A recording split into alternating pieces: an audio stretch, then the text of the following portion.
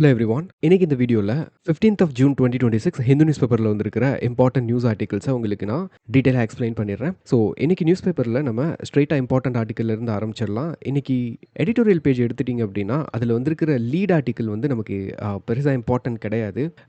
But என்னன்னா அதை just once read பண்ணிக்கோங்க, அது மட்டும் போதும். ஸோ அதனால செகண்ட் ஆர்டிக்கல் நம்ம பார்க்கலாம். இது வந்து நமக்கு நம்மளோட சிலபஸில் ரொம்பவுமே இம்பார்ட்டன்ட் நியூஸ் ஆர்டிக்கல். அதாவது GS2ல, அதாவது மெயின் சிலபஸில் GS2ல welfare schemes, vulnerable sections, health, education and governance டாபிக்கு கீழே இதை வந்து நம்ம லிங்க் பண்ணிக்கலாம். அது போக GS பேப்பர் 3ல human capital formation, demographic dividend and inclusive டெவலப்மெண்ட்லையும் இதை வந்து நீங்கள் இன்க்ளூட் பண்ணிக்கலாம். அதே மாதிரி எத்திக்ஸ்லையும் நமக்கு தேவைப்படும். Care, compassion, responsibility towards vulnerable sections. So அந்த மாதிரி லிங்க் பண்ணிக்கலாம். ஸோ மல்டிபிள் டாபிக்ஸ்க்கு வந்து இந்த ஒரு ஆர்டிக்கல்லேருந்து கிடைக்கிற பெர்ஸ்பெக்டிவ் வந்து நம்ம யூஸ் பண்ணிக்கலாம். ஸோ ஃபஸ்ட்டு இந்த ஆர்டிக்கலில் என்ன சொல்லியிருக்காங்க அப்படின்னா, அதாவது நம்ம கண்ட்ரிக்கு எக்கனாமிக் க்ரோத் வேணும்னு வச்சுக்கோங்களேன். நம்ம என்ன பண்ணணும்? இதுக்கு நம்மளோட பாப்புலேஷன் இருக்கு இல்லையா, இது வந்து ஆக்டிவாக லேபர் ஃபோர்ஸில் வந்து பார்ட்டிசிபேட் பண்ணணும். லேபர் ஃபோர்ஸில் பாப்புலேஷன் ஆக்டிவாக பார்ட்டிசிபேட் பண்ணணும்னா என்ன தேவை? ஹெல்த் தேவை. பட் இந்தியாவில் ஒரு பிரச்சனை. என்ன பிரச்சனை அப்படின்னா, நம்ம கண்ட்ரியில் இனஃப் ரிசோர்ஸஸ் இல்லாதனால அண்ட் ப்ரீவியஸாக ஹிஸ்டாரிக்காக பார்த்தீங்கன்னா நிறைய ஃபார்மைன்ஸ் வேறு கோ த்ரூ பண்ணியிருக்கோம். இப்போ நம்மளோட ஹியூமன் ரிசோர்ஸ் இருக்கு இல்லையா, இதை வந்து ஃபஸ்ட்டு நம்ம என்ன பண்ணணும்? காப்பாற்றணும். அதுக்கப்புறம் தான் டெவலப்மெண்ட். அதனால் ஏதாவது ஒரு இன்டர்வென்ஷன் கவர்மெண்ட் கொண்டு வராங்க அப்படின்னா அந்த கவர்மெண்ட் வந்து ஃபோக்கஸ் வந்து எதில் இருக்குன்னா, சில்ட்ரனோட மார்ட்டாலிட்டி ரேட்டை எப்படி குறைக்கிறது, நியூட்ரிஷனை எப்படி ப்ரொவைட் பண்ணுறது, இம்யூனைசேஷனை எப்படி நம்ம வந்து கொடுக்கறது, சானிடேஷனை எப்படி வந்து நம்ம என்ஷூர் பண்ணுறது, இந்த மாதிரியான எஃபோர்ட்ஸ் தான் கவர்மெண்ட் சைட்லேருந்து எடுத்துகிட்டு இருக்காங்க. இப்போ இதெல்லாம் வந்து எதுக்காக எடுக்கிறாங்க அப்படின்னா, இதோட கோல் என்ன அப்படின்னா, சில்ட்ரனை வந்து ஃபஸ்ட்டு நம்ம காப்பாற்றணும், அலைவாகவும் இருக்கணும், ஹெல்த்தியாகவும் இருக்கணும். இப்போ இது மட்டும் பண்ணுனா நமக்கு போதுமா? வெறும் சாப்பாடு கொடுத்து இம்யூனைசேஷன், சானிடேஷன் மட்டும் ப்ரொவைட் பண்ணி அவங்கள அலைவாக வச்சுருந்தா மட்டும் போதுமா அப்படின்னு கேட்டிங்கன்னா அது மட்டும் போதாது. ஏன்னா இது நாள் வரைக்கும் நம்மளோட கவர்மெண்ட்டோட பாலிசியில் இதை ஃபோக்கஸ் பண்ணி தான் இருக்குது. அடுத்த கட்டத்துக்கு இப்போ நம்ம இதெல்லாம் என்ஷூர் பண்ணிட்டோம் இல்லையா. ஸோ யூனிசெஃபோடையும் வேர்ல்டு பேங்கோட டேட்டாவையும் எடுத்து பார்த்தோம் அப்படின்னா அண்டர் 5 மோர்டாலிட்டி ரேட்டு 43 இருந்தது 2012. அதை 32 கொண்டு வந்திருக்கோம் 2020. ஸோ அப்போது இந்த எஃபோர்ட்டு, இந்த result okay, something going in a positive way. இப்போ இதெல்லாம் நம்ம எப்படி ப்ரொவைட் பண்ணோம், எப்படி என்ஷூர் பண்ணோம்? எப்படி என்ஷூர் பண்ணோன்னு கேட்டிங்கன்னா அங்கன்வாடி சிஸ்டம் மூலியமாக. ஸோ கிட்டத்தட்ட ஒரு 8 crore சில்ட்ரன், அதாவது 0 to 6 வரைக்கும் ஏஜ் இருக்கும் இல்லையா, அவங்களுக்கு வந்து அங்கன்வாடி சிஸ்டம் மூலியமாக நியூட்ரிஷன் சப்ளை பண்ணுறோம், growth monitoring, health services, home visits இதெல்லாம் கண்டக்ட் பண்ணி நம்ம சர்வைவலை வந்து என்ஷூர் பண்ணிட்டோன்னு வைங்க. ஆனால் நெக்ஸ்ட் ஆஸ்பெக்ட், அதாவது பாலிசி மேக்கர்ஸ்க்கு நம்ம நெக்ஸ்ட் ஃபோக்கஸ் பண்ண வேண்டிய விஷயம் என்ன அப்படின்னா பிரெயின் டெவலப்மெண்ட். அதாவது 90% பிரெயின் டெவலப்மெண்ட் இருக்கு இல்லையா, இது வந்து ஏர்லி சைல்ட்ஹுட்டில் தான் நடக்கும். இப்போ இந்த பிரெயினோட கிரே மேட்டர் எடுத்துக்கிட்டிங்கன்னு வச்சுக்கோங்களேன், அந்த கிரே மேட்டரோட வேல்யூம் 149% இன்க்ரீஸ் ஆகும், அதாவது ஒரு வயசில் மட்டும். அண்டு செரபல்லம் 240% இன்க்ரீஸ் ஆகும், வெறும் ஒரு வயசுக்குள்ளே.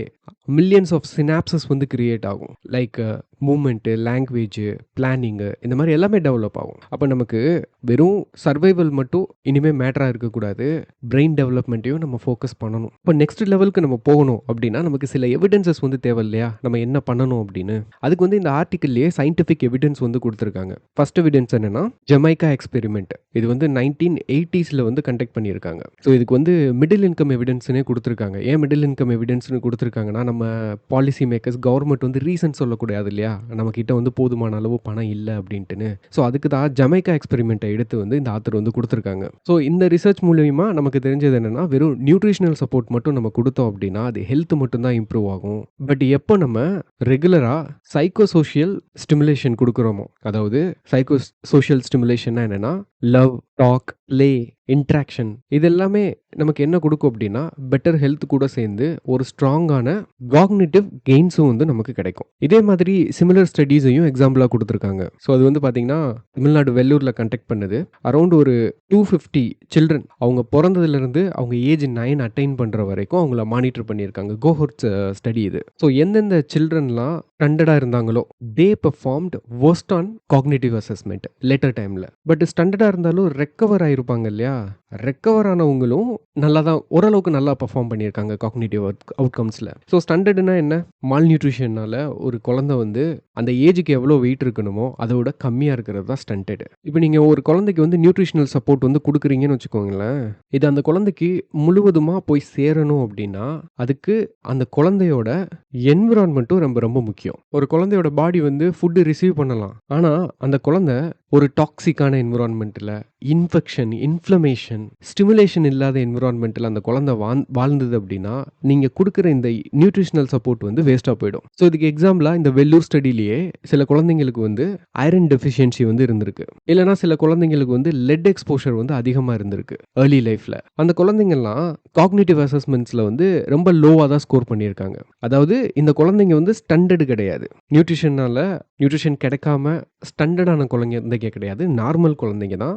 டியூ டு என்விரான்மெண்டல் பொல்யூஷன் அவங்களோட காக்னிட்டிவ் அசஸ்மெண்ட் வந்து குறைஞ்சிருக்கு. இப்போ இங்கே நமக்கு என்ன தெரியுதுன்னா ஒரு குழந்தை வந்து என்ன சாப்பிடுது அப்படின்றது மேட்டரே கிடையாது. அவங்க பாடி வந்து அப்சர்வ் பண்ணுதா, அதை யூஸ் பண்ணுதா அப்படின்றது தான் மேட்டர். அப்போ நமக்கு growth சார்ட்டில் இதெல்லாம் நமக்கு தெரியாது. ஃபுல் பிக்சர் வந்து கிடைக்காது. அப்போ அந்த குழந்தையோட வீட்டில் அதாவது என்விரான்மெண்ட்டில் அவங்க எவ்வளோ பேசுகிறாங்க, எவ்வளோ ரீடு பண்ணுறாங்க, எவ்வளோ ப்ளே பண்ணுறாங்க, அந்த குழந்தைக்கு எவ்வளோ எமோஷனல் சப்போர்ட் கிடைக்குது, இது எல்லாமே வந்து இப்போது அந்த குழந்தையோட காக்னிட்டிவ் அவுட்கம்மை வந்து இன்ஃப்ளூயன்ஸ் பண்ணும். டயட் மட்டும் கிடையாது. அப்போ அடுத்த தலைமுறை வந்து ஹெல்த்தியாக இருக்கணும். ஹெல்த்தியாக இருந்தால் தான் நம்ம கண்ட்ரியோட growth அண்ட் டெவலப்மெண்ட்டை வந்து நம்ம வந்து அச்சீவ் பண்ண முடியும். அப்போ நெக்ஸ்ட் ஜென்ரேஷன் ஹெல்த்தியாக இருக்க என்ன பண்ணணும்? ஸ்டிமுலேஷன் வந்து ஒரு பொட்டென்ஷியல் அந்த தலைமுறையவே நம்ம வந்து டிரான்ஸ்ஃபார்ம் பண்ணுறதுக்கு. ஸோ இதே வெள்ளூர் ஸ்டடியில் வந்து என்ன பண்ணியிருக்காங்கன்னா அங்கன்வாடி சென்டர்ஸில் ஒரு 1.5 வயசுலேருந்து 2 வயசு வரைக்கும் உள்ள குழந்தைங்க வந்து அங்கன்வாடி சென்டர்ஸை அட்டென்ட் பண்ணியிருந்தாங்கன்னா அவங்க வந்து ஐக்யூ ஸ்கோர் இருக்கு இல்லையா, அந்த குழந்தைங்களுக்கான ஐக்யூ ஸ்கோர் வந்து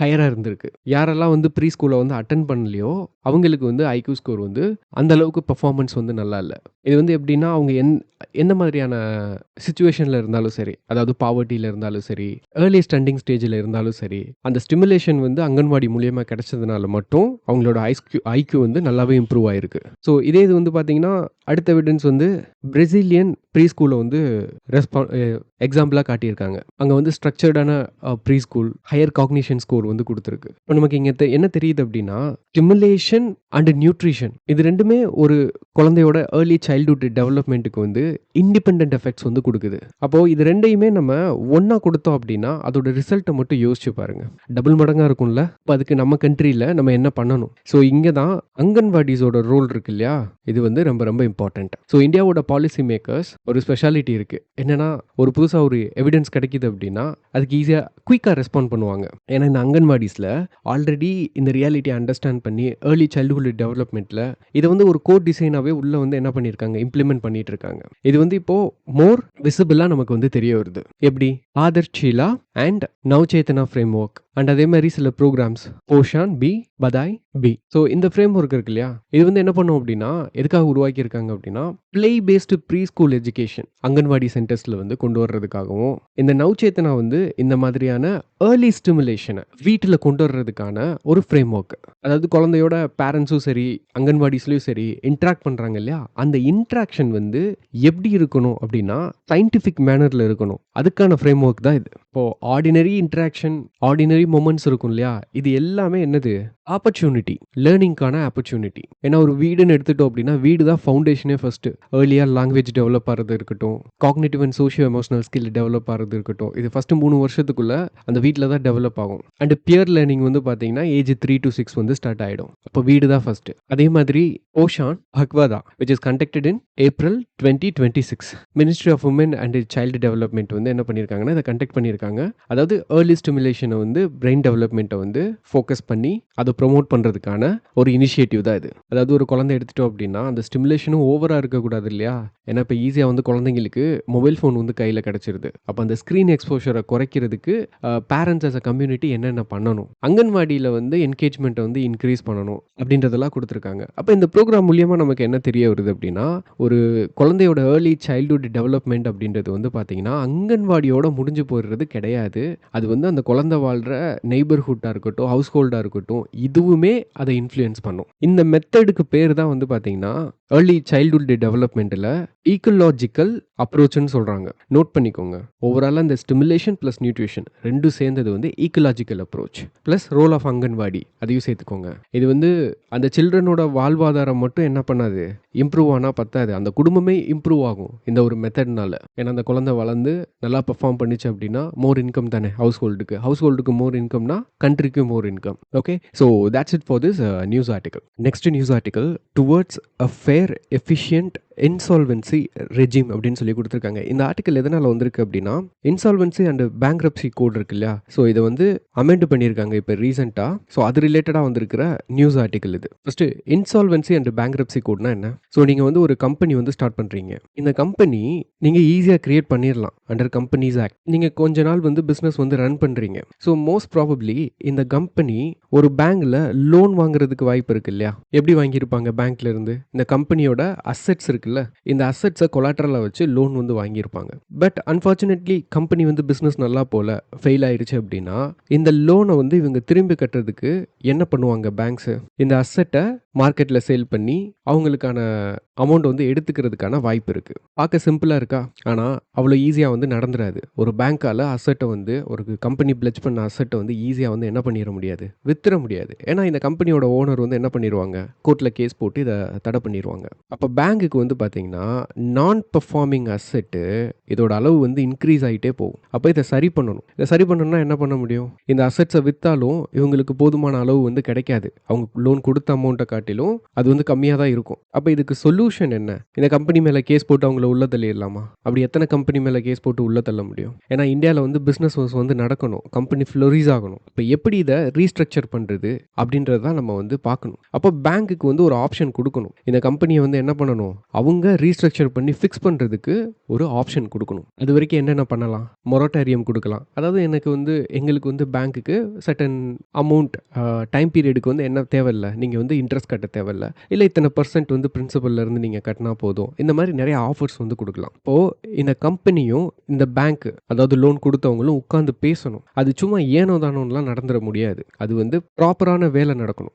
அதுக்கு தான் நம்ம கவர்மெண்ட் வந்து என்ன பண்ணியிருக்காங்க அப்படின்னா, இன்சால்வென்சி அண்ட் பேங்க்ரப்சி கோட் அப்படின்ற ஒன்றை வந்து 2016 வந்து கொண்டு வந்தாங்க. ஸோ இதோட நீடு வந்து எதுக்குன்னு கேட்டிங்கன்னா, இப்போ இந்த ப்ராசஸ் வந்து இனிஷியேட் பண்ணுறாங்க இல்லையா, இதுக்கு வந்து ஒரு டெடிகேட்டட் ப்ரொஃபஷனல் வந்து அப்பாயிண்ட் பண்ணுவாங்க. இன்சால்வென்சி ப்ரொஃபஷனல்னு சொல்லுவாங்க. அவங்க அந்த ப்ரொஃபஷனல் வந்து எங்கேருந்து வருவாங்கன்னா, கவர்மெண்ட் வந்து ஒரு இன்ஸ்டிடியூஷன் நடத்துகிறாங்க. இப்போ எப்படி சார்ட்டர்ட் அக்கௌண்டன்ட் வந்து ரெகக்னைஸ் பண்ணப்படுறாங்க கவர்மெண்ட்டால், அதே மாதிரி இன்சால்வென்சி ப்ரொஃபஷனல்ஸும் இதை வந்து படித்து கவர்மெண்ட்டால் ரெகக்னைஸ் பண்ணப்பட்டு வருவாங்க. அவங்க தான் இதில் வந்து மீடியேட் பண்ணுவாங்க. இப்போ 2016க்கு முன்னாடி எப்படி இருந்தது அப்படின்னு கேட்டிங்கன்னா, இப்போ இந்த ப்ராசஸ் வந்து இனிஷியேட் பண்ணுறாங்கன்னு வச்சுக்கோங்களேன். இந்த ப்ராசஸை வந்து கவர்ன் பண்ணுறதுக்கு ஒரு ஆக்ட் இருந்திருக்கும் இல்லையா இந்த கோடுக்கு முன்னாடி. அது என்ன ஆக்ட்னா, இண்டஸ்ட்ரியல் கம்பெனிஸ் ஆக்ட். அதில் தான் இதுக்கான ப்ரொவிஷன்ஸ் இருக்கும். அப்போது ஒரு கம்பெனி ஃபெயில் ஆகுது, அவங்களால கடனை திரும்ப கட்ட முடியல அப்படின்னா, அந்த டிஸ்கஷன், அந்த ரெசல்யூஷன் ப்ராசஸ் நடந்துட்டு இருக்கும் இல்லையா, அந்த பீரியடில் இந்த கம்பெனி வந்து யாருக்கு சொந்தம், யார் நடத்துவா அப்படின்னு கேட்டிங்கன்னா,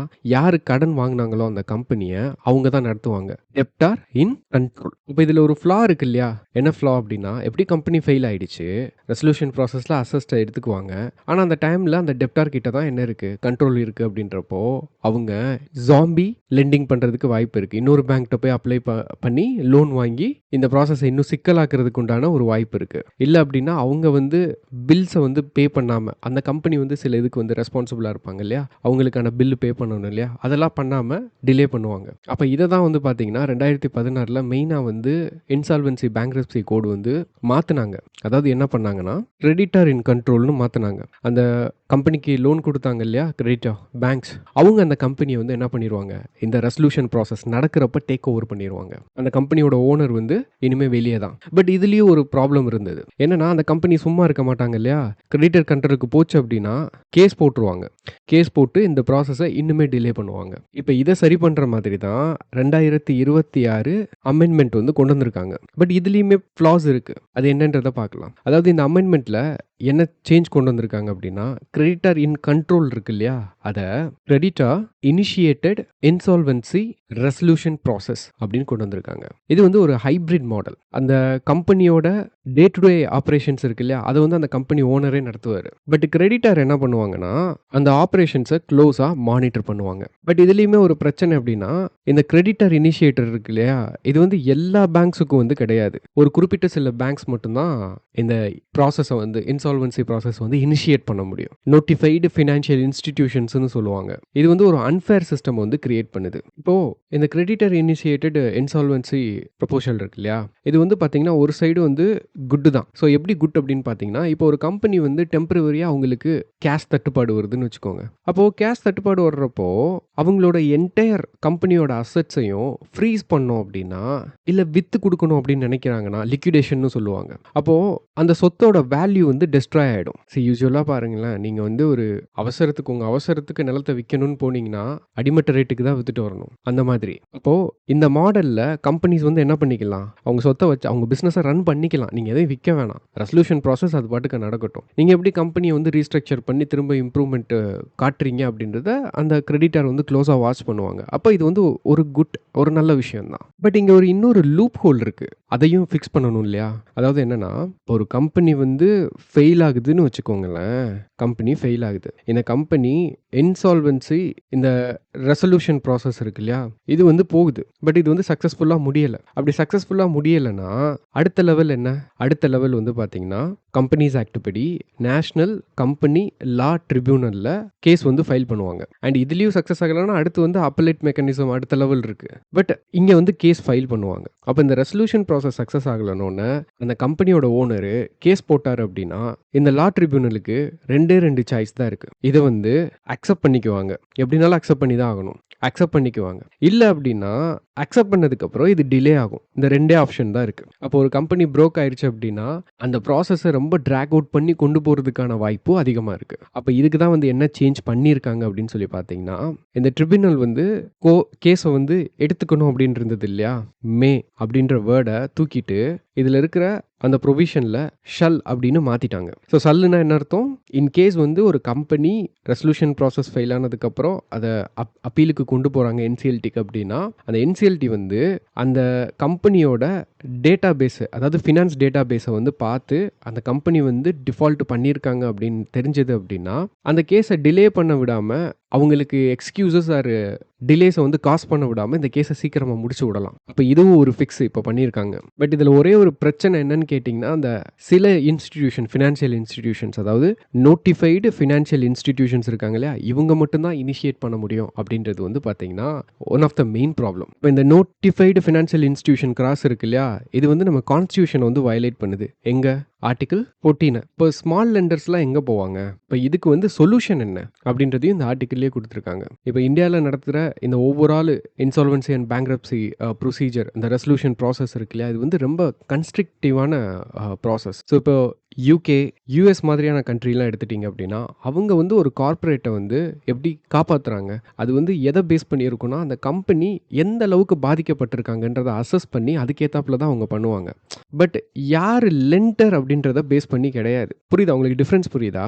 ஒரு கம்பெனியை காப்பாற்றணும், ரெஸ்கியூ பண்ணணும். இந்த கம்பெனி எந்த அளவுக்கு டேமேஜ் ஆயிருக்கு அப்படின்றத பேஸாக வச்சு நம்மளோட resolution process and rescue operations வந்து நம்ம பண்ணணும். ஆனால் இந்தியாவில் என்ன பண்ணுறாங்கன்னா, ஹூ இஸ் த லெண்டர்? யாரு பணம் கொடுத்துருக்கா? நோட்டிஃபைடு ஃபினான்ஷியல் இன்ஸ்டிடியூஷன்ஸ், அவங்க மட்டும் தான் இதை இனிஷியேட் பண்ண முடியும் அப்படின்றது ஒரு ஃப்ளா. இப்போ இது எங்கே கொண்டு போய் விடும் அப்படின்னு சொல்லி பார்த்தீங்கன்னா, நம்ம ப்ரீவியஸாக நம்ம டிஸ்கஸ் பண்ணியிருக்கோம் இல்லையா, ஃபாரின் டைரக்ட் இன்வெஸ்ட்மெண்ட்ஸ் இந்தியாவுக்கு எவ்வளோ தேவை அப்படின்றத கடைசியாக நம்ம டிஸ்கஸ் பண்ணியிருக்கோம். அது ரீகால் பண்ணிக்கோங்க. ஃபாரின் டைரக்ட் இன்வெஸ்ட்மெண்ட் வந்து இந்தியாவுக்குள்ளே வர்றது வந்து தடைப்படும். ஏன்னா இன்வெஸ்டர்ஸ் வந்து பயப்படுவாங்க. அப்போ இதுக்கான சொல்யூஷன் வந்து பார்த்தீங்கன்னா universal creditor initiated insolvency resolution process. இதுதான் வந்து நமக்கு தேவை. இனிஷியேஷன் யார் வேணா பண்ணலாம். அந்த கம்பெனியும் பண்ணலாம், இல்லை அதர் தென் நான் ரெஜிஸ்டர்ட் ஃபினான்ஷியல் இன்ஸ்டிடியூஷன்ஸும் பண்ணலாம் அப்படின்னு நம்ம கொண்டு வரணும். எந்த லெண்டராக இருந்தாலும் they can trigger the rescue process. Okay, இதுதான் total idea. Okay, that's it.